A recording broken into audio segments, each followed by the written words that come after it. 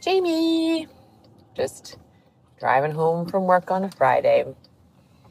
And I had one of those days that was actually like so spacious, despite many things happening, in part because other people on the team were doing great and I got to sit back and sort of supervise them. I had a learner with me, got to supervise him.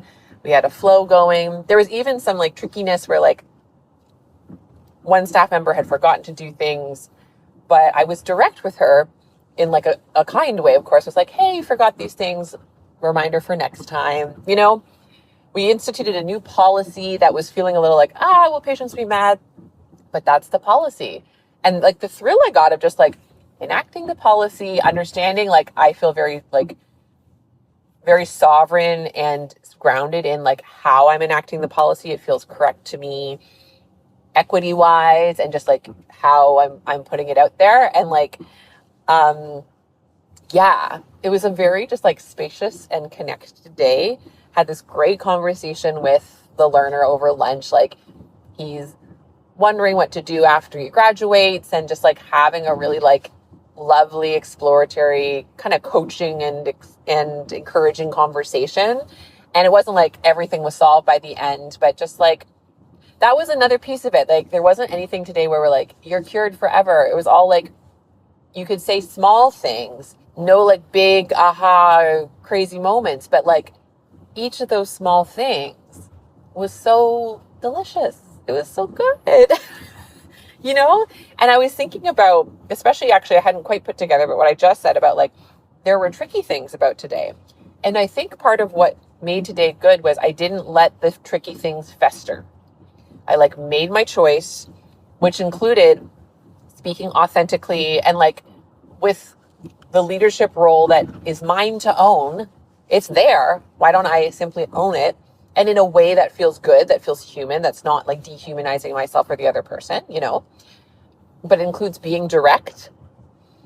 And I didn't even kind of clock, but like that feels very aligned with like what we talked about on Wednesday, especially in like the Substack part of it, like the whole bringing out my Enneagram 8 wing more and just speaking what is the truth to me.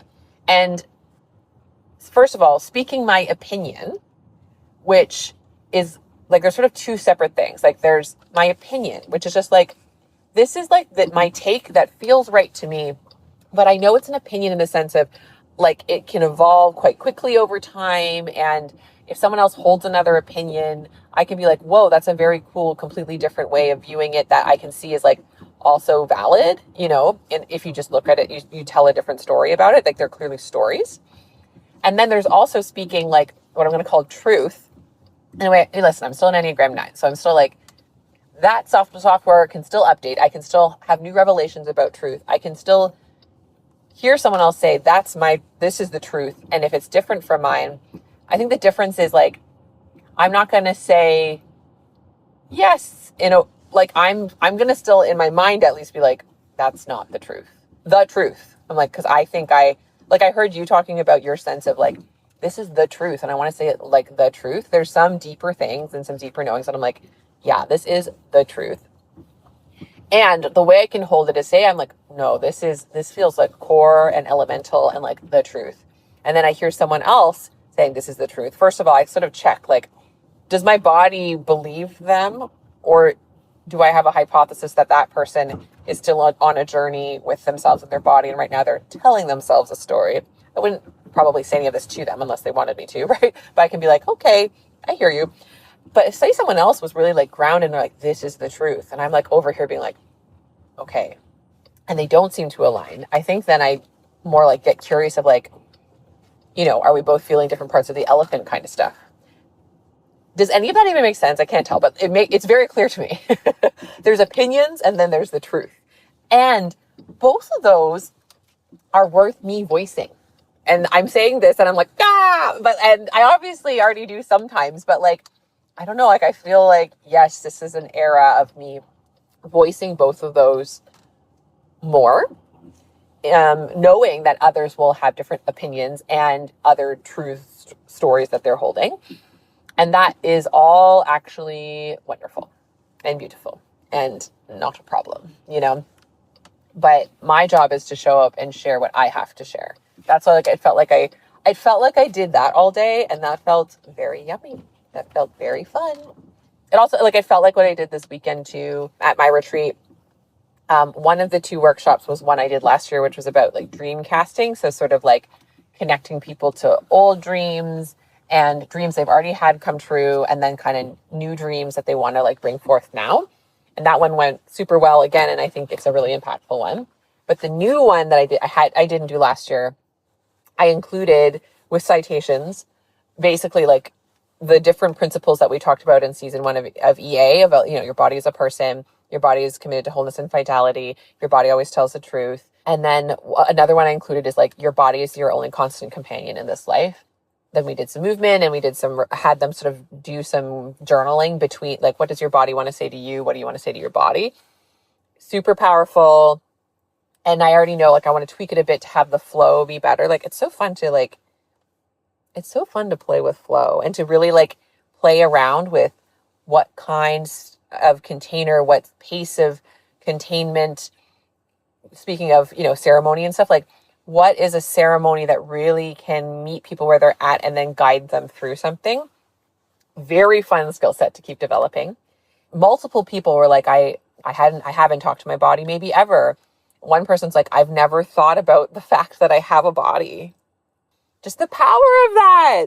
Sometimes that's the thing. You don't have to get all fancy. It's like just a reminder you have a body at all. It can be like totally life-changing for someone who has spent their whole life being told to look away, to being rewarded for ignoring, and just how beautiful that is. So I'm having a nice time right now, Jamie. That's what I'll say. It's a really lovely, heartwarming time. I got a bouquet of flowers from a new patient. And, not every day feels exactly like this, and those days can still be magical in their own ways. But I will take a spacious, pleasant, connected, speaking my truth, and therefore creating the space to simply enjoy my day. I will take it all, baby. So I hope your day felt similar. If it didn't, of course, that's fine. But just it's a nice feeling. So I wish that same feeling towards you, because it's a nice one. And I hope all your moving, hoping it's going well. And talk to you later. Oh, my darling Joan. Hello, hello, hello. I'm just leaving my Sunday morning conscious dance practice. I knew with every fiber of my being that I needed to wait to send you this today until I had completed my practice, because we've been moving for the last 9 days, and moving is a lot. it's a lot. I think anyone who's ever moved understands. I don't think I need to expound on the nature of moving. We decided to let it take some time. And so we're in the home stretch, which is really just cleaning.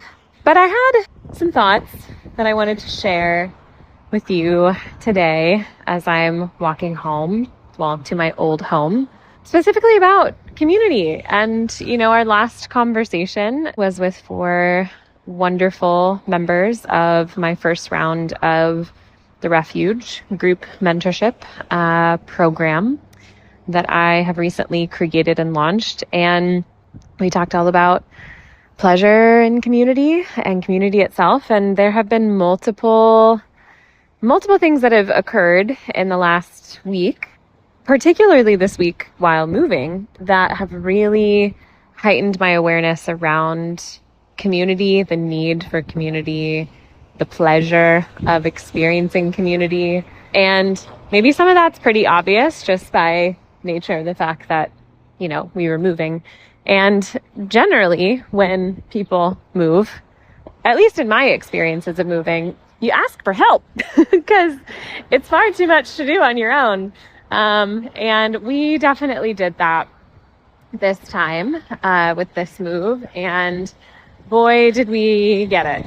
We have had so much support, so much assistance. The many days that the actual moving process itself was.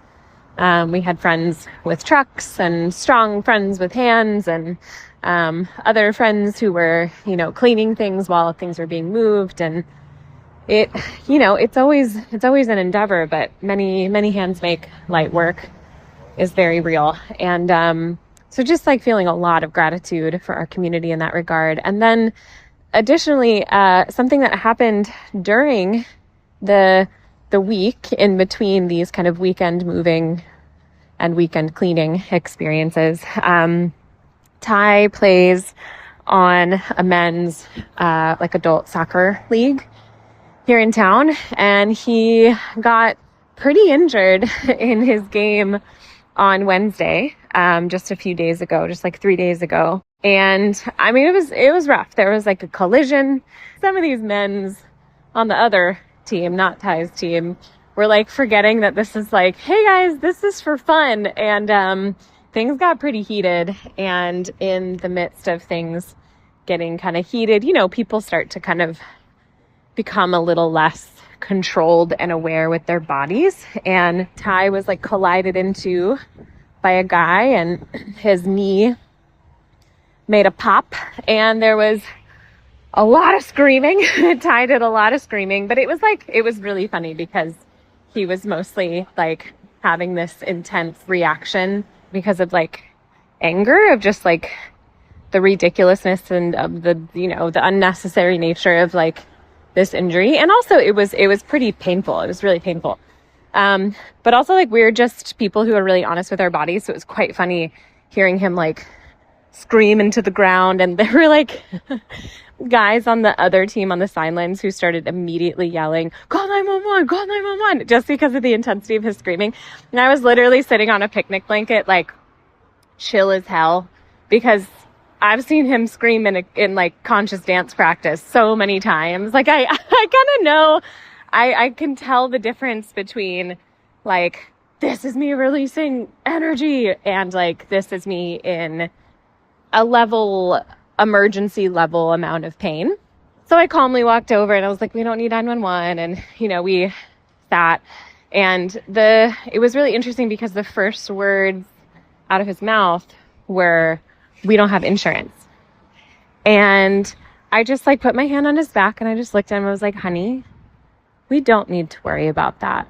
Like, we don't need to worry about that. And just like, I was like, we just need to be with it, and we just need to assess like what's going on in your body. We have people we can talk to, we have people we can call, we have tools and resources, etc.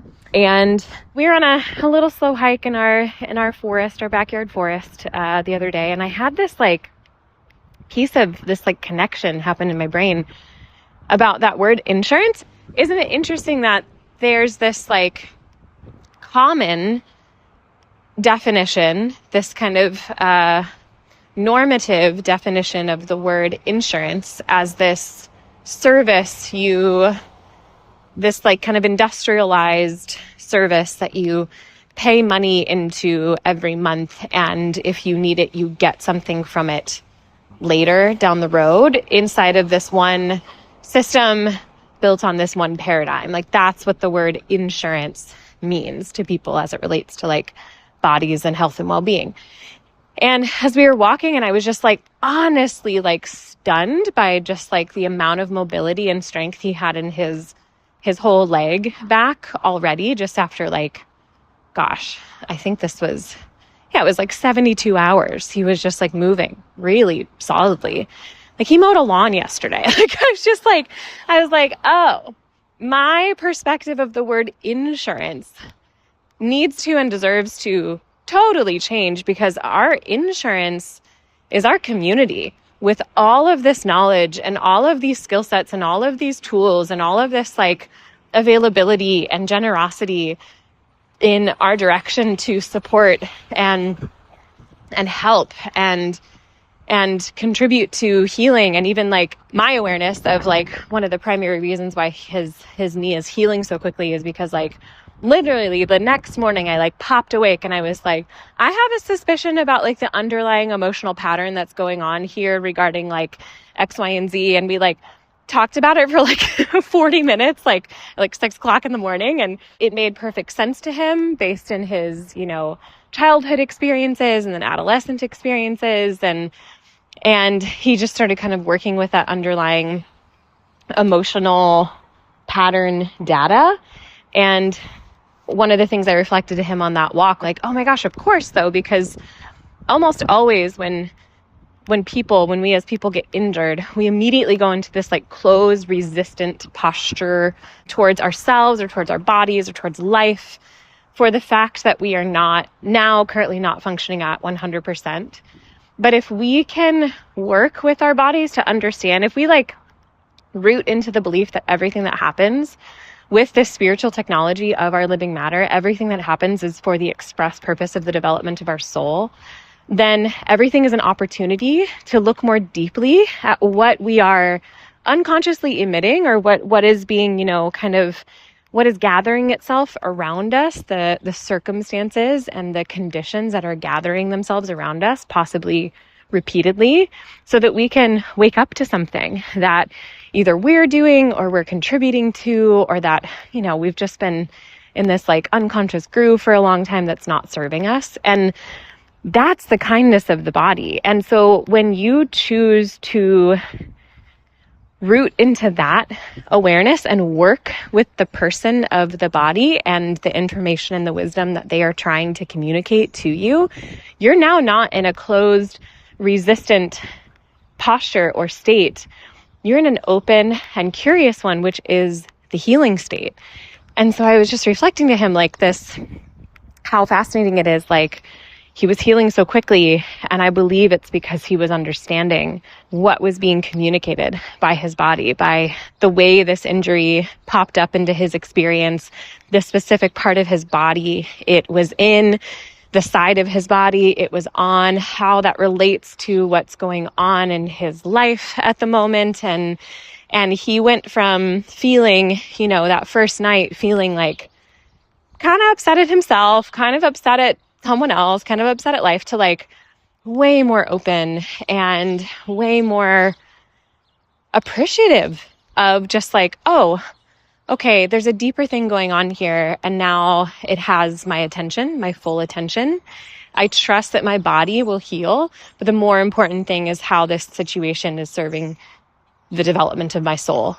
And it's like the living matter, spiritual technology, partner in soul development of his body. It was like, oh my gosh, you get it. You're hearing me. You believe me. Oh, I feel so grateful. Oh my gosh. And it's just like, it's like all the cells started moving and the tissues started repairing. And it's like truly shocking how after just 4 days, like how much more mobility he actually has. He's taken no painkillers. Like there's no other explanation for this, like apart from just like the internal work has been done. And then also there have been ways in which he's been able to tend to himself expressly specifically because of our community. And so all of this to say, what came to me was just this like, oh my gosh, that's our insurance. So this phrase of like, we don't have it, like this immediate like panic fear, we don't have insurance. And yes, in that moment, I was like, oh, honey, we don't need to worry about that like ever again. Like we need to hold that fear in our body. That was true at the time, but it was like, I didn't know yet. This clarity I have now around like the reason why it's true is because insurance for us means something totally different that feels way more aligned with our paradigm and beliefs regarding what's possible with the body. I thought you might find that really interesting. I am just about home to my old home, and I'm going to keep doing some cleaning and hopefully get this shit done so that I can rest in our new place and just be be satisfied and happy with the end of this move. So I hope you're having a really beautiful Sunday, and I will talk to you soon. Bye. Hey, Jamie. Thank you so much for sharing that story of your move.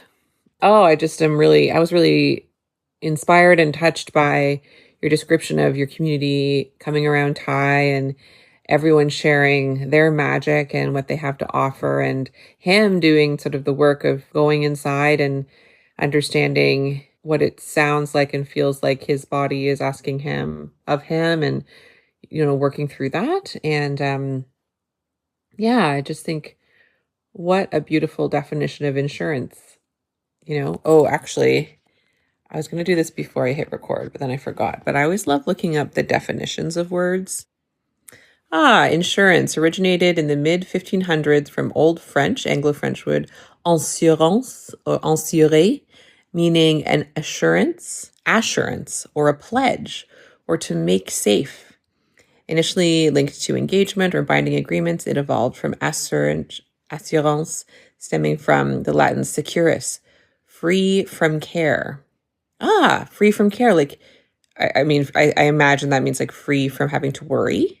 Isn't that beautiful? So thinking of that, this beautiful pledge or this, and this sort of pledge and vow to make safe, right? So you can see an insurance company, they're sort of marketing that they're going to make you safe by you pay them money and then they'll pay money back to you when you need it. But so often that pledge is broken, hey? And I hear lots of stories from the States of how that's true in healthcare insurance. In Canada, certainly that still can be true for like healthcare benefits, like for pharmacare, because pharmacare is not government funded.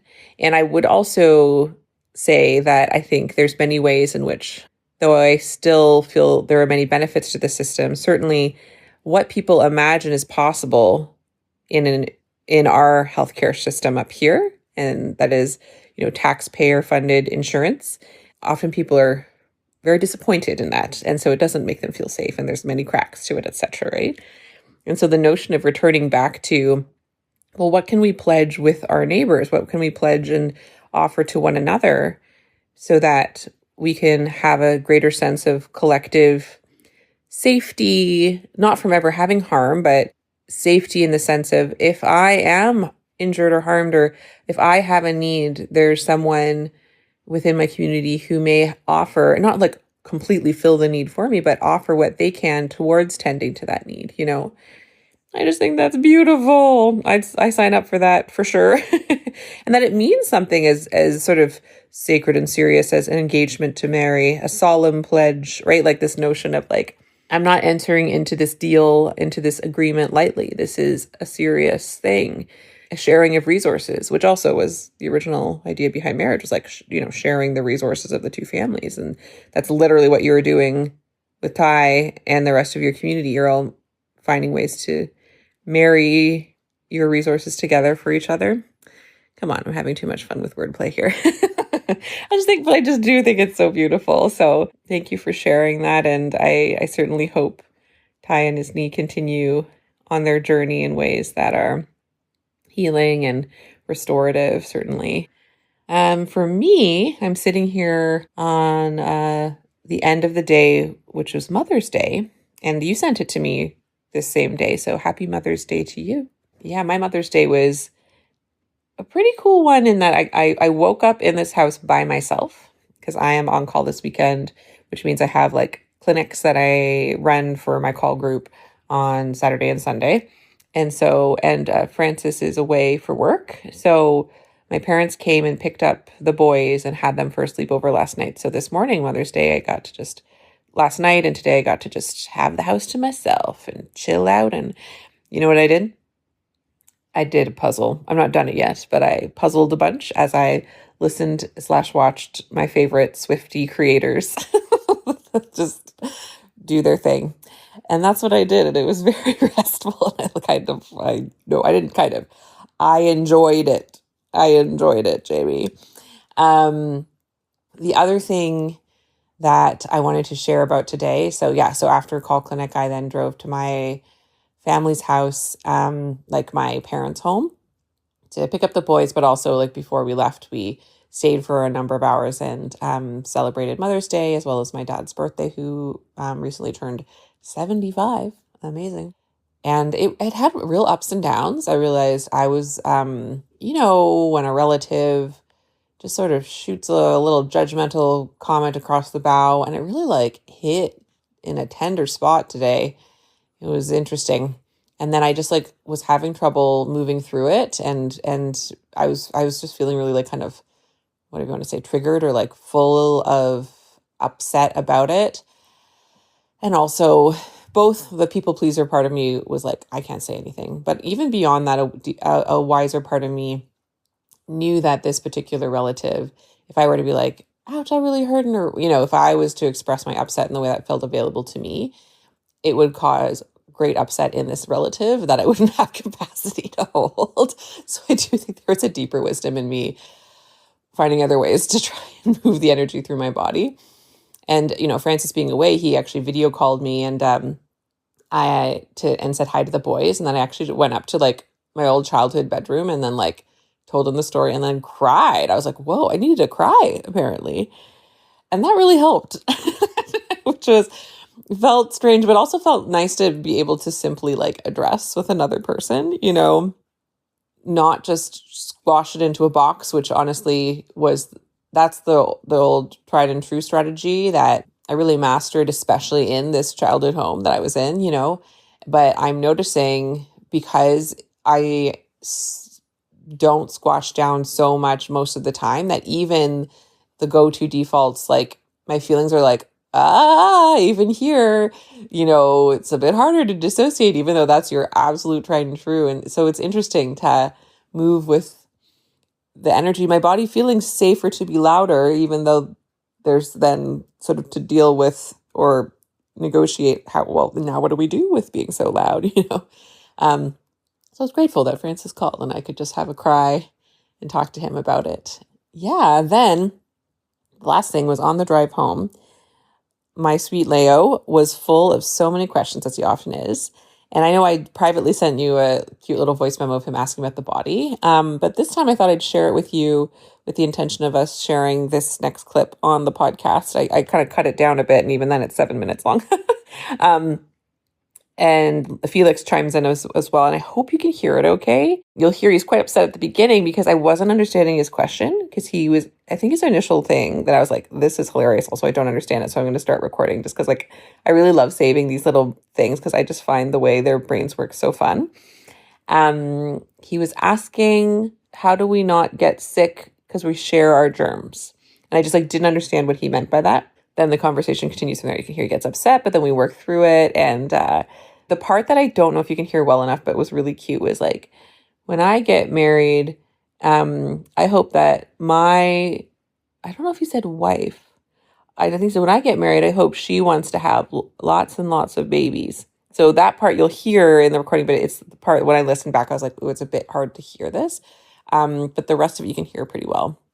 And so I figured, first of all, how cute, especially on Mother's Day, explaining babies and contraception and a bunch of things. You'll hear we get into it, the birds and the bees, if you will.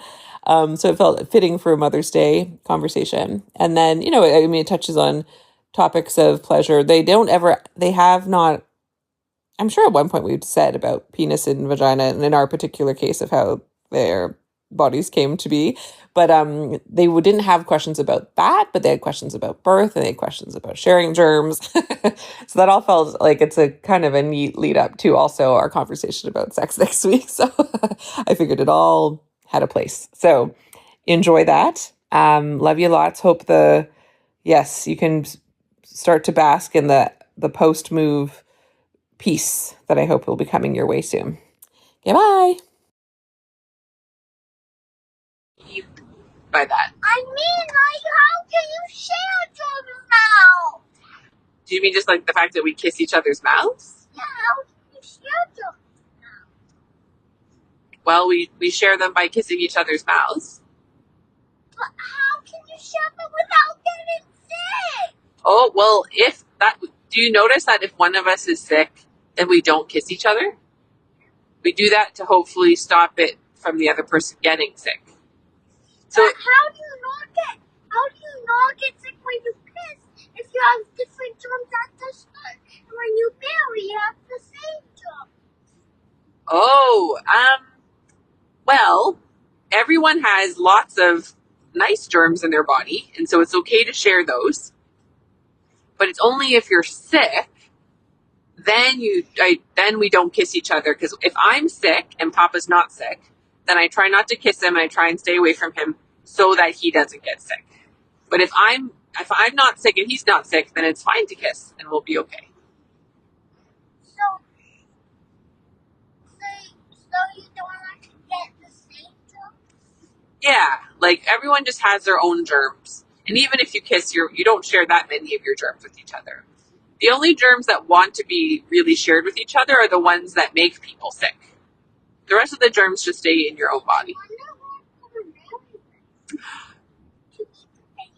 No, what do you think? I wonder how many babies. How many babies you're gonna have? Yeah. And I'm wondering if she wants to keep getting babies. She doesn't take medicine to lots of babies. And to take medicine. Maybe it's gotta be your choice and her choice if you marry a woman, right? Yeah, so I can ask her and she can say yes or no for baby. Yes, exactly. Because you decided you want 2 kids, so you wanted to take medicine to have a baby and 2 babies. That's right.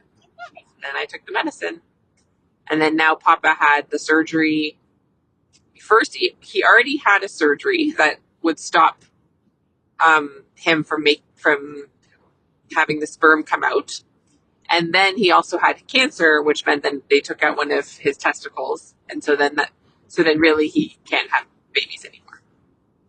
So I don't have to take medicine anymore because instead Papa had those surgery and the cancer. So then only one of the 2 people needs to stop the baby making process. So they try to make it, but then they realize he doesn't have it, so then they break the baby in half. So you only wanted 2 kids? Yeah, we just wanted 2 kids. 2 was good. Then you have each other to play with, and everyone's sort of balanced, And you just wanted to wait till we grew up a bit to see if we were happy. No, actually, we decided right with Leo, we just wanted 2 kids. So it was actually pretty quickly after Leo was born that Papa got a surgery to stop him from having the sperm come out. And so then that means then we were all done having babies. Why did I come out quicker than Felix? Oh, that's because, so you know how you came out through my uterus and cervix and out my vagina? So the first time that happened was with Felix. So everything was all not used yet. Remember how the first time you blow up a balloon, it's the hardest? Because you have to blow, blow, blow, blow, and then it's all stretched out. So then, after Felix went down the water slide, if you will, and he came out, so that meant that whole area had already been through it once, so it was all a little more stretched out. So then, when you came out, it's not a water slide, it's my vagina, but it's sort of like you're going down a water slide. So, then How do you know that? I'm just using a way of describing it. But also I'm a doctor, so I do know. It's not literally a water slide. It's more like being squeezed through a tunnel. That's actually more accurate. You get squeezed through a tunnel. Right away. You breathe right away. That's true. Yes. Because you don't breathe in your tummy, but some babies don't breathe. So then you need to pump like an air thing until they go up and have a Yep. When did you hear about that, Leo? Grandma. Oh. But you're asking her about what happens if babies don't breathe? Yeah. That's nice. Yeah, that's true. That's why it's good that there's people like doctors and nurses to help. You came out fast because everything had been used before. So then it was an easier path for you to come out. Everything already knew what to do. My uterus and my vagina all knew how to get you out. And also your head was the right way and all of that kind of stuff too. Which way does it need to be? Your head has to be down. Your head's supposed to come out first. And Felix's feet came out first? No, Felix's head came out first too, but it was just because he was the first time. So everything took longer to stretch and open up to push him through. They didn't know how to. Like the muscles hadn't done it before. I'd never done it before, so I was trying to learn how to push him out. And so it took me a couple hours actually to sort of figure out how to push him out.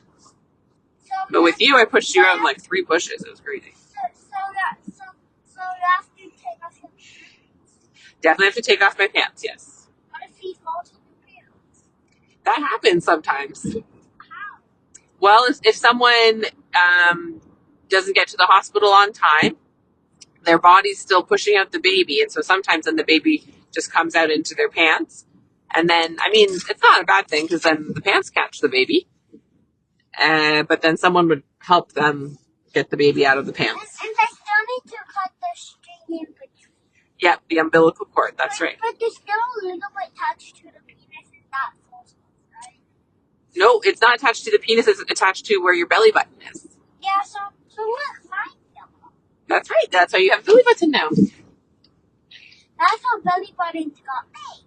Exactly. Umbilical cord, exactly.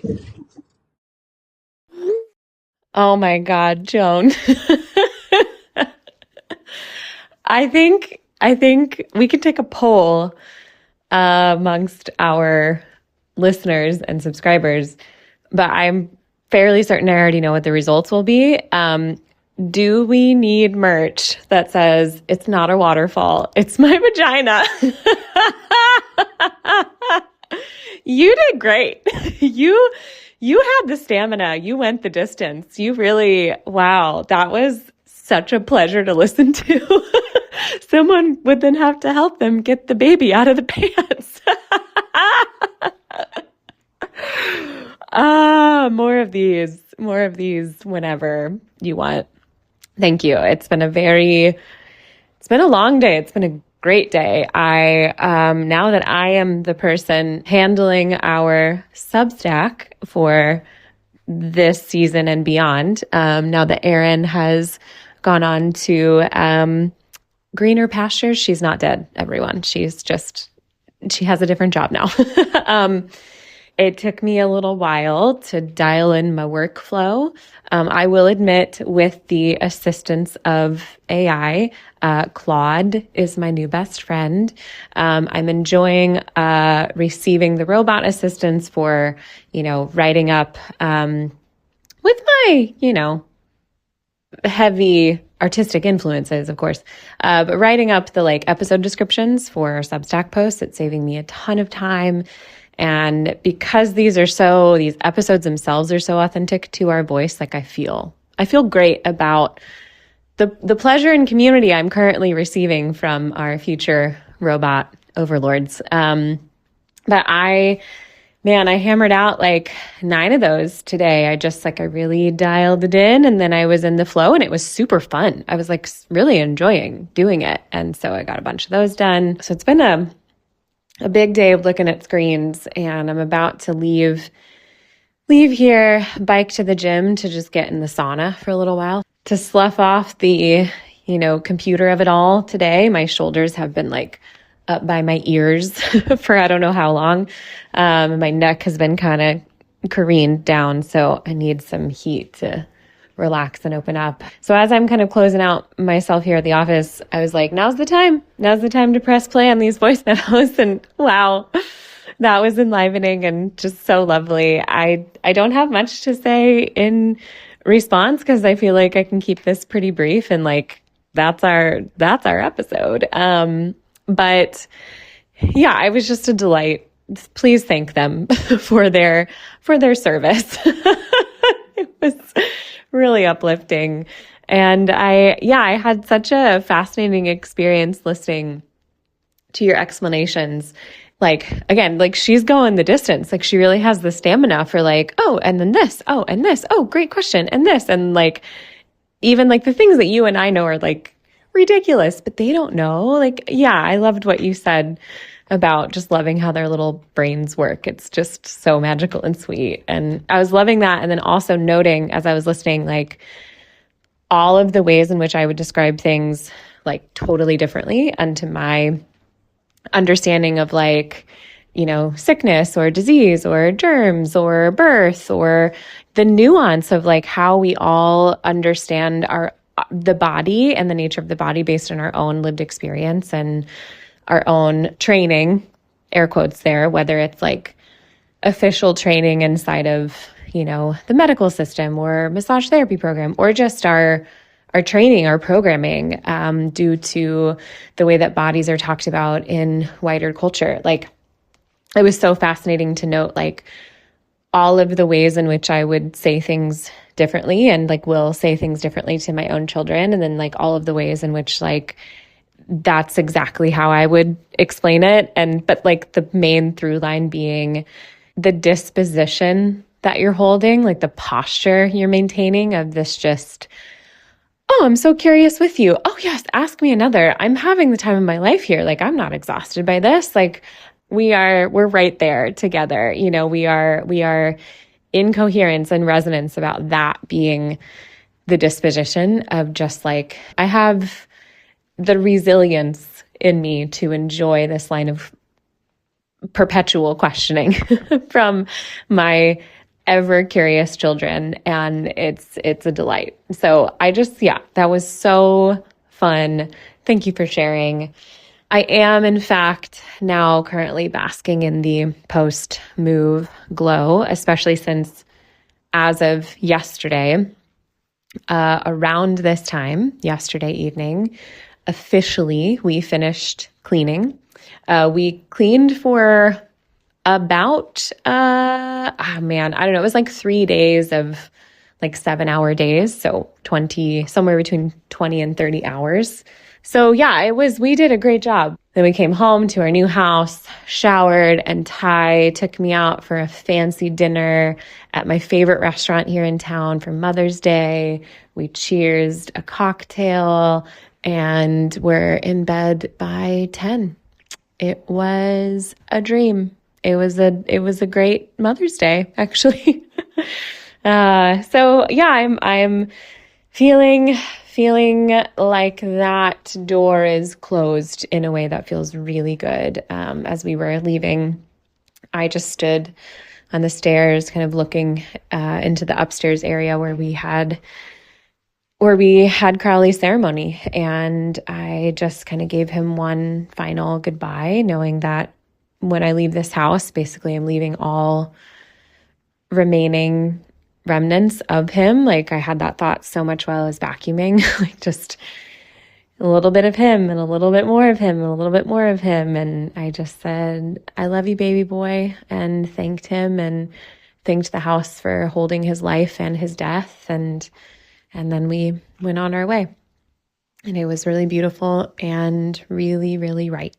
So I'm looking forward to talking with you tomorrow to record our next episode, our juiciest one yet. I'm sure it will be.